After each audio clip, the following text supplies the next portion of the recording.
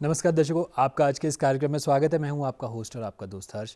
और दर्शकों, आज हमारे साथ मौजूद है हिमाचल प्रदेश हाईकोर्ट की जानी मानी अधिवक्ता व member district consumer commission Himachal Pradesh madam Yogita Datta ji, जो देंगी आपको, मुझे और हम सबको कानूनी सलाह। मैम, आपका इस कार्यक्रम में बहुत बहुत स्वागत है। और दर्शकों, आपको भी और मैम को भी सबसे पहले हम रामनवमी की हार्दिक शुभकामनाएं देना चाहेंगे।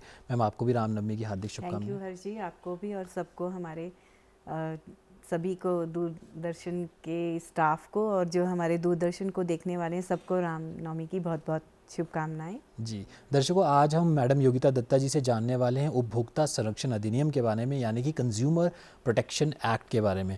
दर्शकों, जब आप सुबह उठते हैं या फिर जब हम पूरा अपनी दिनचर्या ख़त्म करने के बाद जब हम सोते भी हैं, तो पूरे दिन कंज्यूमर रहते हैं। चाहे आप वो अपना टूथपेस्ट अपने टूथब्रश पे लगाते हैं, चाहे आप गाड़ी में अपनी जाते हैं, या कोई भी आप चीज़ खरीदते हैं, चाहे आप अपने लिए सूट भी लेते हैं, तो आप कहीं ना कहीं कंज्यूमर बन जाते हैं। तो और जब कंज्यूमर की जब हम बात करते हैं, कंज्यूमर बनना एक बहुत अच्छी बात भी है। जब आप चीज़ें खरीदते हैं, आपके दिल को बहुत खुशी भी मिलती है। पर अगर उन चीज़ों में कोई डिफेक्ट आ जाए, कोई मैन्युफैक्चरिंग डिफेक्ट हो या सर्विस रिलेटेड इशू हो, तो कहीं ना कहीं दिल बहुत दुखता है। तो आज हम योगिता मैम से जानने वाले हैं कि कंज्यूमर रिलेटेड जो क्वेरीज होती हैं उनका कैसे निवारण किया जाता है। तो योगिता मैम, सबसे पहले तो मैं आपसे ये जानना चाहूँगा, जब हम बात करते हैं, जैसा मैंने जिक्र भी किया कि कंज्यूमर तो हम सभी हैं, तो जो कंज्यूमर की जब हम बात कर रहे हैं और ख़ासकर हम बात करते हैं, आप कंज्यूमर फोरम की मेंबर भी हैं, तो जो कंज्यूमर कमीशन है वो किस प्रकार से कार्य करता है और जो एक्ट बनाया गया है, सबसे पहले एक्ट के बारे में मैं आपसे जानूंगा। ये जो एक्ट है ये कब बनाया गया, क्या इसकी पृष्ठभूमि है और क्या इसके ऑब्जेक्टिव्स हैं? हाँ जी, सबसे पहले हर जी, कंज्यूमर प्रोटेक्शन एक्ट था 1986 का, 1986 का। वो अब 2020 में रिपील हो गया है। उसकी जगह कंज्यूमर प्रोटेक्शन एक्ट 2019 आया है, जो 20 जुलाई 2020 को इनैक्ट हो गया है, इन ऑपरेशनल है।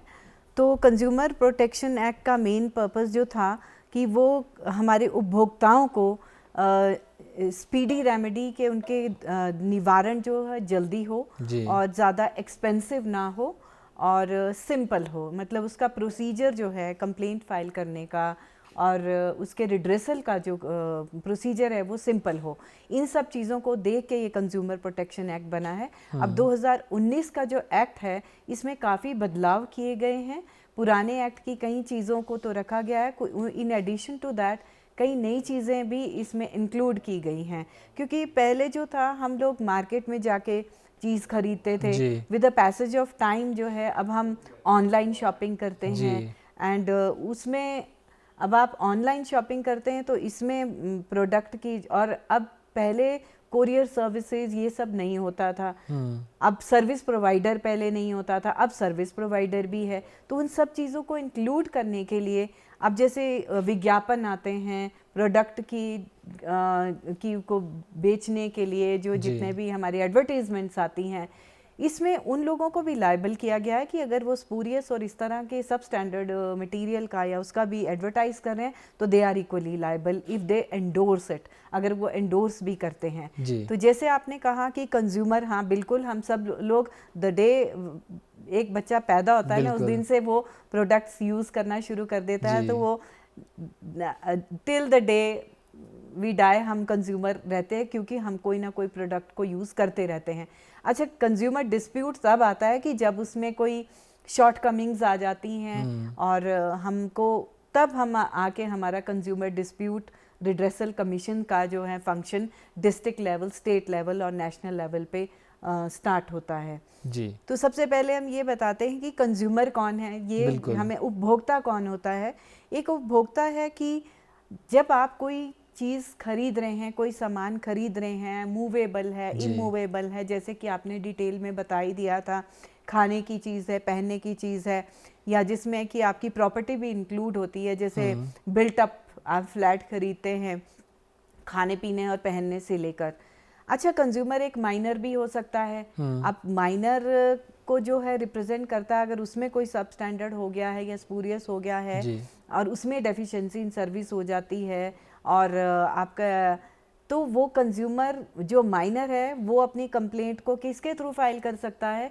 वो कर सकता है अपने गार्डियन के थ्रू, ठीक है। और एक जो कंज्यूमर है वो अपना पहले तो वो अपने यूज़ के लिए जो सामान खरीदते हैं और कंसीडरेशन पे करके, कंसीडरेशन का मतलब है कि आप पैसे देकर कोई सामान खरीदते हैं, आप पूरी पेमेंट करते हैं, आधी पेमेंट करते हैं, या लोन या इंस्टॉलमेंट में पेमेंट करते हैं, पर पेमेंट का जिस तरह का भी मोड हो, चाहे ऑनलाइन पेमेंट करते हैं, वो सब पेमेंट गिनी जाती है। और फिर वो जो प्रोडक्ट आप परचेज कर रहे हैं वो आप अपने लिए, अपने खुद के यूज़ के लिए परचेज कर रहे हैं जी। एंड इसमें यह है कि जी अगर आप फर्दर रीसेल के लिए कोई सामान खरीद रहे हैं पर आप तब कंज्यूमर नहीं हैं, आप अपने यूज़ के लिए जब सामान खरीद रहे हैं तब आप कंज्यूमर हैं जी। प्लस इसमें सेकंड ये बात है कि जिस वक्त आप कोई सामान खरीदते हैं तो एक तो होगी कि आप, अब इसमें थोड़ा सा चेंज इसलिए एक्ट में लाया गया था कि जैसे सपोज आपने कोई अपनी कोई छोटी सी इस्टेब्लिशमेंट या कैफेटेरिया या कुछ ऐसा वैसा अपने अर्निंग के लिए, लाइवलीहुड को अर्निंग के लिए या आजीविका को कमाने के लिए आपने कोई सामान खरीदा है जी।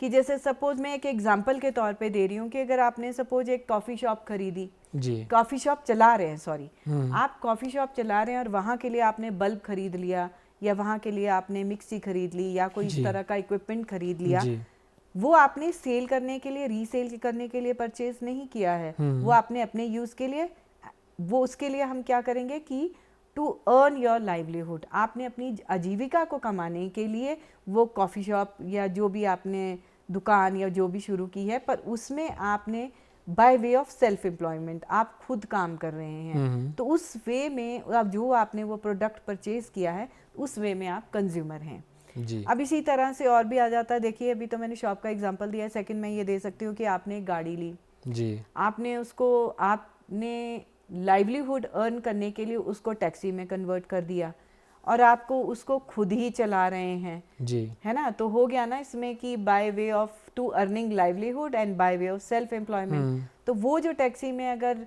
डिफेक्ट आ जाता है या आपने उसका इस तरह से कोई मैन्युफैक्चरिंग डिफेक्ट आ जाता है, चलने में प्रॉब्लम आ जाती है, तो आप उस इवेंचुअलिटी में आप कंज्यूमर हैं। जी। अच्छा आपने मैम जब हम डिस्प्यूट्स की बात करते हैं, कई बार जैसा आपने जिक्र भी किया कि कौन कौन कंज्यूमर हो सकते हैं, जब हम डिस्प्यूट्स की बात करते हैं, आप मेंबर हैं और इतने सालों से आप तो बहुत सारे ऐसे केसेस कोर्ट्स में देख रही होंगी और आपके समक्ष लोग आते भी होंगे अपनी प्रॉब्लम को लेकर और प्रॉब्लम कोर्ट के समक्ष ही लोग लेके आ सकते हैं, तो ज़्यादातर आप किस टाइप के डिस्प्यूट्स को आप देखते हैं और कौन कौन सी चीज़ें हैं जो डिस्प्यूट में आती हैं और कौन सी ऐसी चीज़ें हैं जो कंज्यूमर फोरम या कंज्यूमर कमीशन के तहत नहीं आती?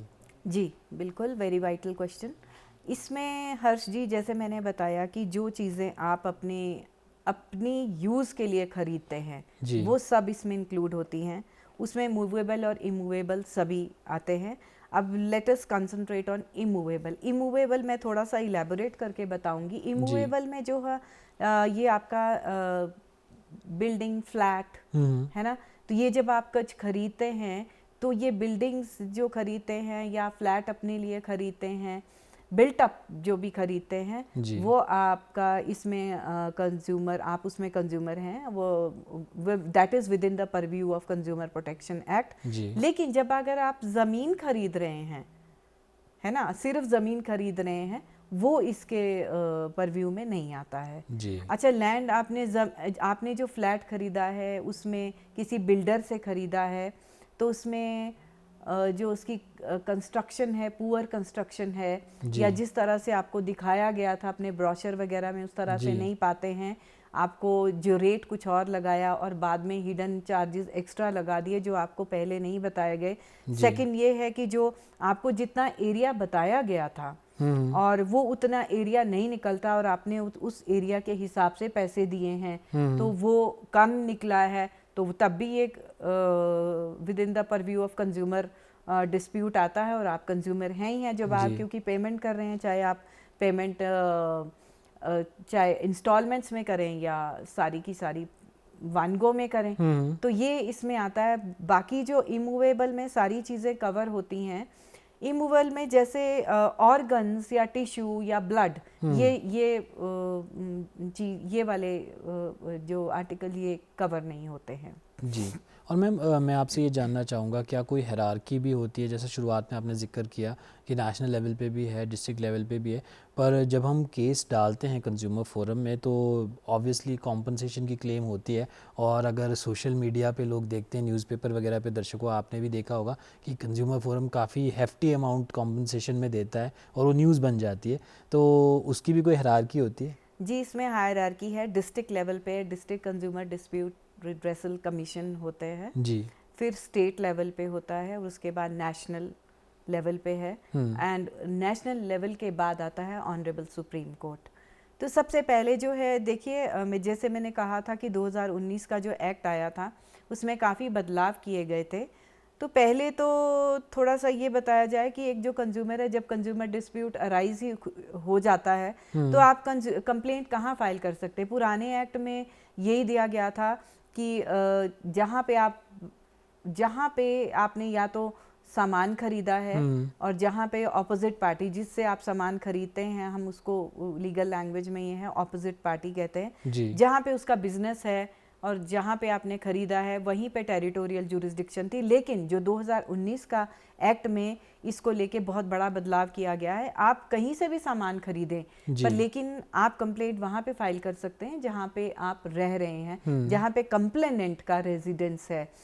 और इसमें न्यू एक्ट में जो मीडिएशन का भी प्रावधान किया गया है। जैसे आपने कंप्लेंट ई दाखिल से आप फाइल कर देते हैं, ई दाखिल से कंप्लेंट करेंगे, जैसे डिस्ट्रिक्ट लेवल पे अगर आपने डिस्ट्रिक्ट कंज्यूमर में किया। अच्छा, इसमें पिक्यूनरी जुरिस्डिक्शन के हिसाब से भी इसकी हायरार्की है। 1 करोड़ तक के जो केसेस हैं वो हमारे डिस्ट्रिक्ट कंज्यूमर कमीशन में होते हैं। 1 करोड़ से ऊपर तक जो आते हैं ये स्टेट कमीशन में जाते हैं। 10 से ऊपर जो है नेशनल कमीशन में जाते हैं। लेकिन एक गवर्नमेंट की नोटिफिकेशन के बाद हमारा जो हिमाचल डिस्ट्रिक्ट कमीशन है डिस्ट्रिक्ट लेवल पे है, इसकी अप टू 50 लाख तक है। जाकि बाकी आपने ये बताया कि जब एक बार कंज्यूमर डिस्प्यूट हो गया तो ऑब्वियसली आपका कॉम्पनसेशन के लिए, तो कॉम्पनसेशन के लिए है आप जो भी आप प्रेयर जो आप मांग सकते हैं कोर्ट से कि या तो आपके प्रोडक्ट जो डिफेक्टिव है उसके डिफेक्ट को रिमूव किया जाए या फिर उसको रिप्लेस किया जाए, या फिर अगर आपको वो प्रोडक्ट नहीं चाहिए, आपको बिल्कुल सेटिस्फेक्शन नहीं है या सेटिस्फैक्टरली उसका रेक्टिफाई नहीं किया जा सकता डिफेक्ट, तो आपको उसके पूरे पैसे वापस दिए जाने के लिए भी आप प्रेयर कर सकते हैं। और दूसरा है कि आपको उसके क्या लॉस और डैमेज हुआ है वो भी आपको दिया जाता है, जो आपका प्लस मेंटल एग्नी और आपको जो उसकी वजह से जो मेंटल एग्नी हुई है, जो आपको लॉस कॉज हुआ है वो, और प्लस लिटिगेशन चार्जेस।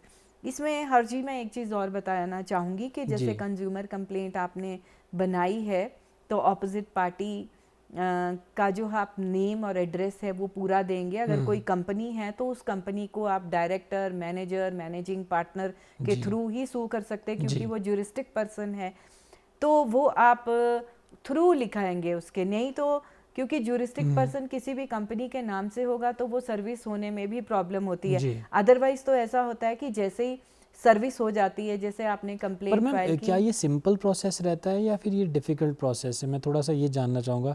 कुछ लोग कहते हैं कि कंज्यूमर कमीशन को अप्रोच करना बहुत इजी है, ये एक फॉर्मल कोर्ट नहीं है, आप इजीली सादे कागज़ पे आप अपनी एप्लीकेशन लिख दें। कुछ लोग कहते हैं कि नहीं, ये क्वासी जुडिशियल है और आपको एक लॉयर को एंगेज करना पड़ेगा, प्रॉपर कोर्ट की तरह फंक्शनिंग होती है। तो आप तो खुद एक मेंबर है, खुद आप एक जज हैं उसमें, तो आप थोड़ा सा ये बताइए कि ये जो कंज्यूमर कमीशन है ये किस प्रकार से कार्य करता है? जी देखिए, ये जो है ये एक बेनिफिशियल लेजिस्लेशन है और जी ये क्वासी जुडिशियल प्रोसीजर होता है इसमें, क्योंकि सर्विस और ये सब चीज़ें जो है इसमें गवर्न होती हैं कोड ऑफ सिविल प्रोसीजर से, क्योंकि एज पर जो प्रोसीजर होता है और उसके बाद जो ऑर्डर को एग्जीक्यूट करने के लिए होता है, सिविल में करना है या सीआरपीसी में करना है, वो भी हम यहाँ आपको भी बताते हैं।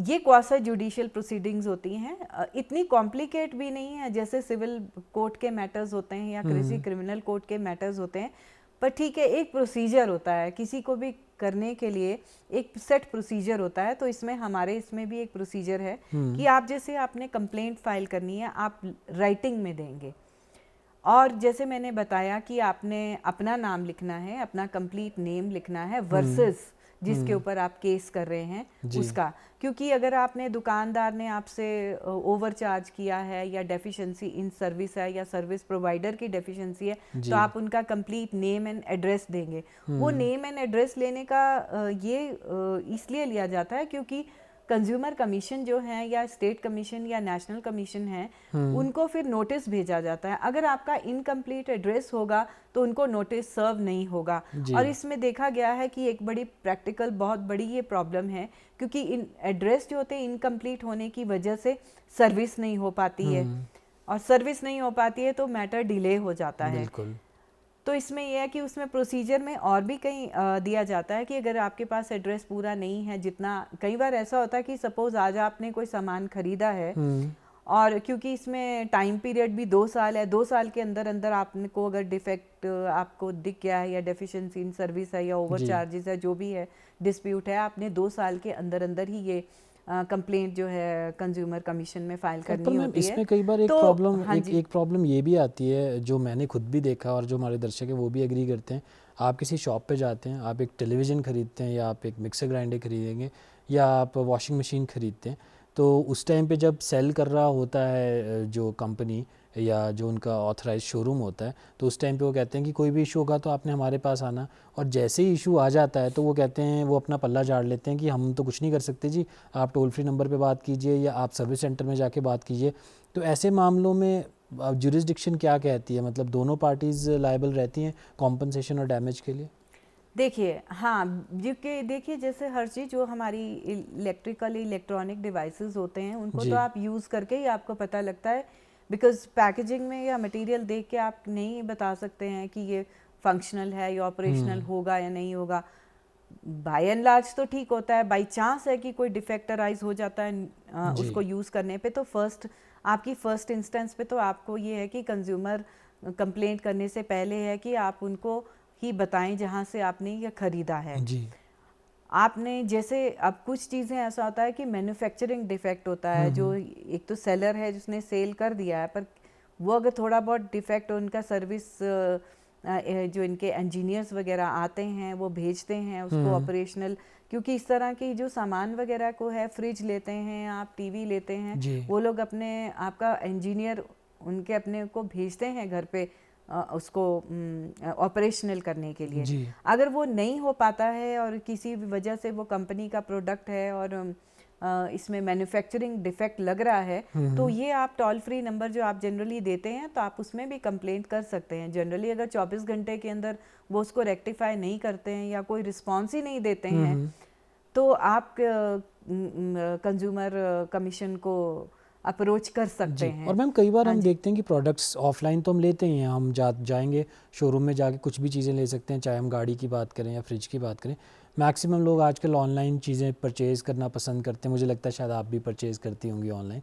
तो जब हम ऑनलाइन कोई चीज़ लेते हैं और कोई ऐसा डिफेक्ट आ जाता है, तो ऐसे मामले में जो सेलर होता है और जो प्लेटफॉर्म होता है, ऑनलाइन प्लेटफॉर्म्स आपने देखे होंगे बहुत सारे हैं, तो क्या वो दोनों लायबल होते हैं?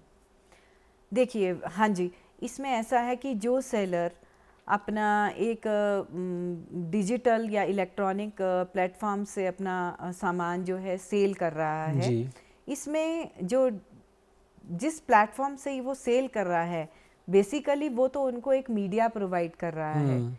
वो to larger extent manufacturing defect के केसेस में वो उतने लायबल नहीं होते हैं, बिकॉज उन्होंने सिर्फ एक प्लेटफॉर्म दिया है जी कि उसको सेल करने के लिए। जो इसमें मैन्युफैक्चरिंग डिफेक्ट है जो ऑपरेशनल नहीं हो रहा है, तो उसमें मैन्युफैक्चरर जो है वो इक्वली लायबल है and the seller as well, जो जिससे आपने ये सामान खरीदा है जी। पर कई बार मैम हम ये देखते हैं कि जब आप ऑनलाइन चीज़ें परचेज़ करते हैं तो पेमेंट तो आप ऑनलाइन जो डिजिटल प्लेटफॉर्म है उसी को देते हैं, आपको ये भी पता नहीं होता कि सेलर कहाँ पे बेस्ड है जब तक कि प्रोडक्ट आपके पास नहीं आता। उसमें बिल्स वगैरह जो होते हैं उससे थोड़ा सा उनके एड्रेस के बारे में पता चलता है। और ऐसे मामले में शायद आपने भी ये देखा होगा कि जब कंज्यूमर फोरम में लोग अप्रोच करते हैं, कंज्यूमर कमीशन में लोग केस डालते हैं, तो जो ऑनलाइन प्लेटफॉर्म होते हैं वो तो बहुत बड़े बड़े प्लेटफॉर्म्स होते हैं, तो वो तो अपीयर हो जाते हैं कोर्ट में, पर जो उनके जो सेलर्स होते हैं, जो प्लेटफॉर्म पे अपनी चीज़ें बेच रहे हैं वो जानबूझ के प्रोसीडिंग्स को अवॉइड करते हैं या वो एक्सपार्टी होने की कोशिश करते हैं, समन्स रिसीव नहीं करते, तो ऐसे मामलों में जो जिसको हम कहेंगे जो ऑनलाइन जो प्लेटफॉर्म जो सेलर है क्या वो भी लायबल होगा? देखिए, जैसे आपने जो भी प्रोडक्ट ऑनलाइन परचेज़ किया है तो आपके पास जो होती है होम डिलीवरी है सामान की, तो जहाँ से डिलीवर होता है उस पे नंबर दिए होता है, उस पे एड्रेस भी दिया होता है। फर्स्ट इंस्टेंस पे तो आप जब अगर consumer in case of deficiency in service और अगर आपका डिफेक्टिव प्रोडक्ट आता है, आप जब कंप्लेंट करेंगे पहले तो उस पर उन्होंने अपना नंबर दिया होता है कि in case of any complaint, तो आप उनके उस पर पोर्टल पे कंप्लेंट लॉन्च कर देते हैं। अगर वो रेक्टिफाई नहीं होती है तब आप कंज्यूमर कमीशन आएंगे। तो कंज्यूमर कमीशन में जब आप कंप्लेंट करेंगे तो जो भी एड्रेस उनका दिया हुआ है आप उसी पे कंप्लेंट करेंगे। इसमें ऐसा है कि इन केस वो रिपीटेडली समन जाने पर भी वहाँ पे अगर सर्विस नहीं हो पा रही है, क्योंकि बिजनेस इस्टेब्लिशमेंट्स हैं वो कुछ साल में या 2 साल में या 6 महीने में अपना प्लेस ऑफ बिजनेस भी बदल लेते हैं, तो वो उस इवेंचुअलिटी में भी कई बार सर्विस नहीं हो पाती है जी। तो इसमें ऐसा है कि सेकंड ऑप्शन रह जाती है, अगर कहीं पे भी सर्विस नहीं हो पा रही है ऑपोजिट पार्टी की, तो publication, service by way of publication. Publication जो भी होता है कि उस एरिया में जो सर्कुलेशन होता है न्यूज़पेपर का, तो उसमें एक आप एप्लीकेशन फाइल कर सकते हैं कि जो भी आपके पास अवेलेबल एड्रेस था उसमें सर्विस नहीं हो पा रही है, तो आपके पास ऑप्शन रहती है कि सर्विस बाय पब्लिकेशन। जी। तो पब्लिकेशन के लिए भी एक ऑप्शन रहती है कि अगर न्यूज़पेपर में हम ये दे देते हैं और उसकी सर्विस हो जाती है जी। और सेकंड ये रहता है कि अगर रजिस्टर्ड लेटर जाता है, ये डीम्ड है कि 1 महीने तक में अगर वो रजिस्टर्ड लेटर वापस नहीं आता है तो वो डीम्ड सर्व्ड होते हैं और तब वो एक्स पार्टी हो जाते हैं। जी। हाँ तो जी। एक्स पार्टी मामलों में मैम फिर कॉम्पनसेशन कैसे अलॉट करेगी कोर्ट?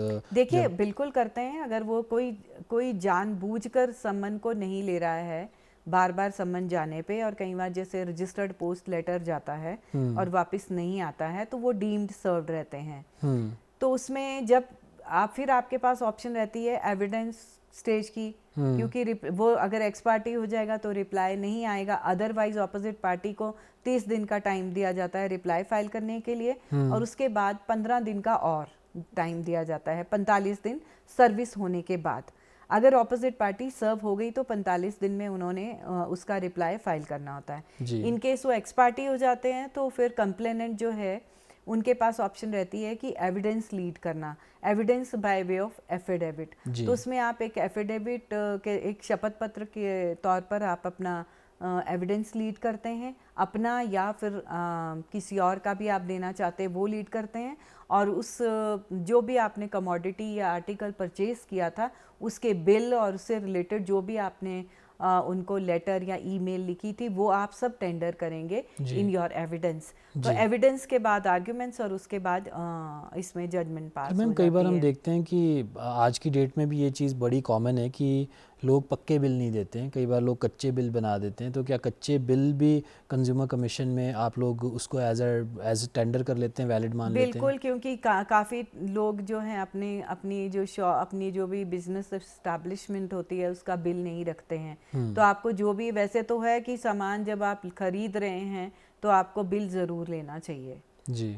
अगर आपके वो नहीं दे रहे हैं पक्का बिल या कच्चा बिल, जो भी कच्चा बिल दे रहे हैं आप उसको भी कंज्यूमर कमीशन में आप टेंडर कर सकते हैं, बिकॉज आप उसके साथ, इसीलिए आप एफिडेविट साथ में टेंडर करेंगे। आप अपना एफिडेविट देंगे कि आपने ये सामान खरीदा और जिस भी उसकी डिटेल्स आप उस एफिडेविट में देंगे, तो ये आपकी एविडेंस लीड की जाती है, जिसमें आप अगर कच्चा बिल है तो वो भी आप लगा सकते हैं। जी। और मैम टाइम फ्रेम क्या रहता है इन केसेस में, क्योंकि अक्सर कहा यह जाता है justice delayed is justice denied, तो टाइम फ्रेम क्या रहता है? Yes Harsh ji, justice in hurry is justice to be बरी।